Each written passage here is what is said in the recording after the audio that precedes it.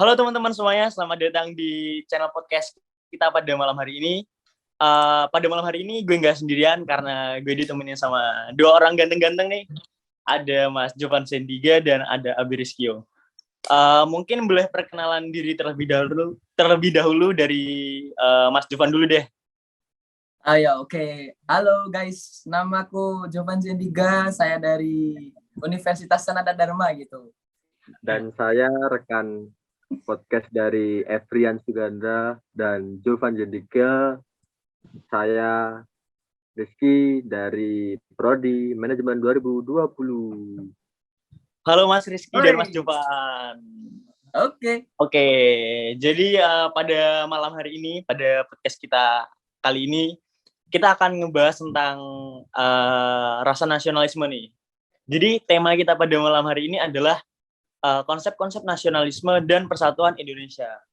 Nah, gue mau tanya nih, menurut masing-masing dari kalian, apa sih arti nasionalisme itu? Bisa dimulai dari Mas Jovan dulu mungkin. Oke, kalau tadi kita ngebahas tentang nasionalisme dulu ya. Jadi nasionalisme tuh kalau menurutku tuh kayak bentuk paham gitu. Jadi kayak bentuk paham bahwa seorang warga negara itu mempunyai rasa cinta terhadap negaranya sendiri gitu. Jadi mungkin bahkan dia tuh rela untuk mengorbankan dirinya untuk negaranya sendiri gitu. Oh, berarti rasa cinta terhadap bangsanya itu lebih besar dari rasa cinta terhadap dirinya sendiri. Begitu Mas ya? Iya, Oke. gitu. Cakep. Bisa lanjut ke Mas Rizky mungkin. Apa sih arti nasionalisme menurut Mas Rizky? Oh, oke. Menurutku arti nasionalisme itu apa ya? Sebuah warga negara itu mempunyai rasa cinta yang tinggi dan mereka itu bangga terhadap tanah air gitu loh. Jadi dia semisal dia lahir di mana, dia bangga gitu lahir dari negara itu, dan di sisi lain tidak memandang rendah bangsa lain, dalam artian kita memandangnya tidak dari bawah ya, maksudnya ya. Oh, nggak dari bawah kaki gitu. Dari bawah sini gitu kan. Melalui kata-kata mungkin semisal negara ini kurang maju atau gimana gitu, bukan seperti itu ya, dalam artian jadi tidak memandang itu kita itu sama gitu, kita di negara manapun kita itu sama, cuman bedanya satunya republik, satunya Ayo, apa satunya? negara kerajaan. Oh, kerajaan. Berarti itu lebih ke sejarah ya itu ya? Oh, bener tuh. Lebih ke sejarah. Oh, negara-negara kerajaan tuh berarti seperti kayak contohnya di Malaysia gitu ya? Seperti Malaysia. Brunei. Oke. Berarti garis besarnya jawaban dari kalian berdua tuh sama ya? Sama-sama cinta terhadap tanah air. Ya, nah, seperti itu sih. Gue setuju sama jawaban kalian berdua. Kalau pendapat gue pribadi secara umum, nasionalisme itu adalah sebuah pemahaman atau ajaran untuk kita mencintai bangsa kita sendiri. Nah, sifat-sifat nasionalisme ini tuh bisa dibuktikan dengan sikap dan tingkah laku masyarakat dalam berbangsa dan bernegara. Nah, seperti contohnya mempelajari budaya sendiri, kemudian membeli produk-produk lokal, entah itu sepatu atau baju, kemudian menghargai perbedaan budaya, perbedaan suku, perbedaan agama, kemudian melakukan aksi-aksi nyata serta membela negara dan lain hal sebagainya, begitu.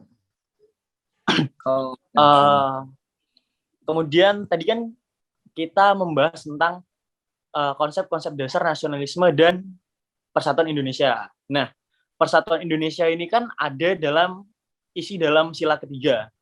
Nah, menurut kalian persatuan Indonesia ini tuh udah diterapin belum sih sama masing-masing orang atau masing-masing masyarakat warga Indonesia?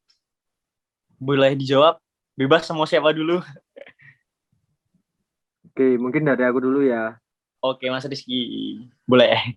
Kalau dari aku pribadi, pendapatku mungkin kalau menerapinnya itu persatuan Indonesia itu khususnya untuk negara Indonesia itu menurutku mereka sudah mewujudkan apa yang ada di sila ketiga.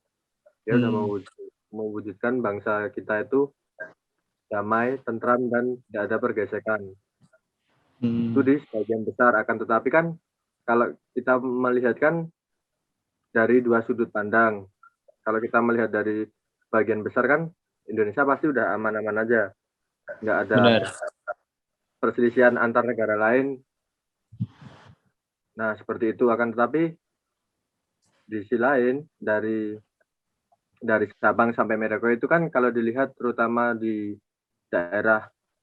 daerah-daerah bagian pelosok itu kan masih terjadi pertikaian terhadap benar-benar. Utamanya itu bukan dari negara lain untuk yang memecahkan persatuan bangsa kita sendiri, akan tetapi itu dari bangsa kita sendiri. Contohnya yang di Papua itu ya, Mas? Nah, itu benar apa yang dikatakan Mas Evian itu, seperti yang ada di Papua itu terjadi untuk dari faktor internal untuk internal juga, maksudnya dari negara kita menjajah negara kita sendiri. Ya, benar-benar. Nah, terus habis itu di sisi lain, kalau aku sudut pandangku itu tentang Indonesia ya, penerapannya untuk bahasa Indonesia. Terus habis itu kalau semisal dari segi kecilnya itu kalau semisal di Jogja itu mungkin udah bagian besar udah bisa nerapin untuk masyarakat Jogja ya tentang persatuan Indonesia itu, karena warga Jogja itu udah punya toleransi yang sangat tinggi. Misal Jogja kan tempat destinasi wisata paling banyak selain Bali. Nah itu banyak warga Jogja yang sudah bisa menghargai adanya perbedaan antara ras, suku, agama, budaya, bahkan dari turis-turis mancanegara itu banyak yang ke Jogja, masyarakat Jogja itu sudah bisa menghargai mereka. Akan tetapi di Jogja kan sekarang juga baru tercoreng sama masyarakatnya sendiri. Oh, yang lagi naik nih. Kasusnya lagi naik nih ya? Ya, terutama buat belakangan ini yang kasusnya baru naik, baru booming lah di sosial media. Tuh seperti kriminal gitu ya? Kan pasti kalian berdua kan pasti tahu. Tahu lah. Wah, itu beritanya naik banget tuh. Buka TikTok muncul itu, buka Instagram muncul itu. Ya di sosmed isinya itu semua gitu. Nah, kriminal. Ya, dari itu kan merupakan sebuah ancaman tersendiri untuk merusak persatuan Indonesia. Makanya untuk itu kalau saya pribadi untuk generasi kita, terutama generasi milenial itu sebisa mungkin kita menjaga persatuan Indonesia itu seperti seperti pahlawan-pahlawan yang telah memperjuangkan memerdekakan Indonesia. Dia bersatu untuk memerdekakan Indonesia itu seperti apa. Kita belajar menghargai dia. Jadi seperti itu kalau menurut saya. Tapi berarti kayak gitu malah sekarang kayak jadinya putar balik gitu ya kan? Benar-benar. Jadi satu buat memerdekakan, sekarang malah saling menyerang gitu kan? Gitu. Benar sih. Harusnya kita bersatu malah kita terpecah. Ancamannya itu bukan dari luar tapi dari internal. Nah, mungkin bagi masyarakat sekitar mungkin lebih sering-sering aja kasih penyuluhan gitu ya kepada anak muda tentang rasa nasionalisme. Nah, sambil gue mau nyorotin tentang pendapat dari Mas Rizky tadi yang mengatakan bahwa Indonesia tuh memiliki rasa toleransi yang cukup tinggi. Gue setuju tentang pendapat dari Mas Rizky. Menurut perspektif gue, Indonesia tuh berbeda dari negara-negara yang lain. Di Indonesia itu rasa toleransi itu cukup tinggi banget. Seperti contohnya, ada di beberapa daerah yang ketika di Bali ada umat Hindu sedang melakukan ibadah di pura. Nah, masyarakat sekitar yang yang beragama non Hindu seperti Katolik, Kristen, Islam, itu pasti ada yang membantu, entah untuk mengatur jalan, mengatur lalu lintas, atau menjaga parkir. Nah, dari hal-hal seperti itu sudah bisa disimpulkan bahwa rasa toleransi kita tuh cukup tinggi terhadap hal-hal seperti ini. Nah, kemudian mungkin bisa dilanjut Mas Jovan nih. Apa Ya. sih, menurut Mas Jovan, persatuan Indonesia tuh udah diterapin belum sih sama masing-masing masyarakat? Kalau aku sih mungkin tadi kan kalau Mas Rizky kan dia membahas tentang kriminal gitu kan. Jadi Benar. kalau aku tuh sekarang nih ya, kalau kayak masa sekarang ini tuh makin meningkat teknologinya, gadgetnya. Ya kalian tahu sendiri lah kayak gitu kan. Nah, terus Benar. mereka tuh lebih sekarang tuh kayak mementingkan dirinya sendiri gitu. Jadi kayak kalian mungkin tahu yang lagi viral ini kayak afiliator binary option binomo itu kan. Oh, tahu. Nah itu tuh apa ya? Sekarang tuh orang tuh lebih mementingkan dirinya sendiri untuk merugikan orang lain gitu loh. Nah, contohnya sih kalau simpelnya kayak gitu. Jadi sekarang kayak rasa persatuan Indonesia mungkin menurutku yang dulunya tuh saling menolong, peduli sesama gitu tuh sekarang malah berujung seperti ini gitu kan. Nah, kayak gitu sih kalau menurutku. Oh, benar sih. Jadi kalau dari kasus yang lagi naik itu dia sistemnya menipu untuk Ya. keuntungan diri sendiri. Ya, Nah, yang jelas, wah persatuannya kurang banget tuh. Nah, sebenarnya Jadi ada hal-hal yang lebih simpel atau hal-hal yang setiap hari kita lakukan yang ada di sekeliling kita tanpa kita sadari. Sebenarnya kita tuh sudah menerapkan sila ketiga, yaitu persatuan Indonesia. Seperti contoh simpelnya, ketika kita berteman tanpa kita membedakan suku, ras, dan agama, itu tuh sudah termasuk ke dalam penerapan sila ketiga, seperti itu. ya. Kemudian kita balik lagi membahas tentang rasa nasionalisme nih. Nah, kira-kira faktor-faktor apa aja sih yang menjadi pendorong rasa nasionalisme? Boleh dijawab dari Mas Jovan dulu deh. Coba Mas Rizky dulu nih, apa nih dia? Oke, Mas Rizky dulu. Coba, Mas Rizky dulu aja. Nanti apa aku yo? nambah-nambahin gitu kan. Bisa diulang untuk soalnya Mas Rian? Pertanyaannya. Pertanyaannya, mungkin apa sih faktor-faktor yang menjadi pendorong rasa nasionalisme masyarakat Indonesia? Ya itu pasti mungkin dia kayak apa ya istilahnya timbul dalam dirinya sendiri sih, dia ingin memperjuangkan itu seperti apa kan sekarang. Kalau dulu kan memperjuangkan itu hidup dan mati ya, mungkin kalau di generasi kita, generasi milenial itu kita tinggal nerusin aja dari generasi sebelumnya. Nah itu kan kalau semisal itu tuh kalau semisal kita ngadain lomba 17 Agustus gitu-gitu kan sudah salah satu faktor juga kan untuk itu nasionalisme itu. Terus habis itu mungkin lomba-lomba yang sekiranya itu membuat rasa persatuan dan kesatuan dan nasionalisme itu ada, itu seperti lomba-lomba yang ada yang sering diadain di 17 Agustus gitu. Itu ya istilahnya itu kan buat istilahnya itu mungkin kalau dipandang di generasi kita mungkin agak aneh ya, seperti apa sih ini lomba apa sih, malu lah ikutan seperti ini, akan tetapi kan itu Padahal di situ kan nilainya kan itu besar gitu loh. Mereka hanya tahu dia mungkin dia hanya malu aja untuk ngikuti itu, tapi dia nggak tahu apa yang ada di nilainya yang ada di dalamnya permainan itu gitu loh. Padahal sebenarnya itu sebuah cara untuk masyarakat mendorong anak-anak muda itu untuk memiliki rasa nasionalisme, begitu Mas Rizky ya? Ya sih, ya. Ya, benar. Kayak upacara juga gitu kan bisa kan? Nah, benar-benar. Seperti upacara gitu-gitu. Nah itu bisa seperti upacara. Terus itu outbound itu kan juga bisa kumpul dari beberapa sekolah itu juga bisa seperti itu. Mungkin kalau aku tuh ini ada sedikit kutipan nih dari Bung Karno gitu kan. Oke, boleh. Isinya tuh gini nih, jangan tanyakan apa yang negara berikan padamu, akan tetapi tanyakanlah apa yang kamu berikan kepada negara. seperti itu. Oke, bagus bagus Gitu bagus. tuh. Itu Benar tuh apa ya? sebenarnya. Itu juga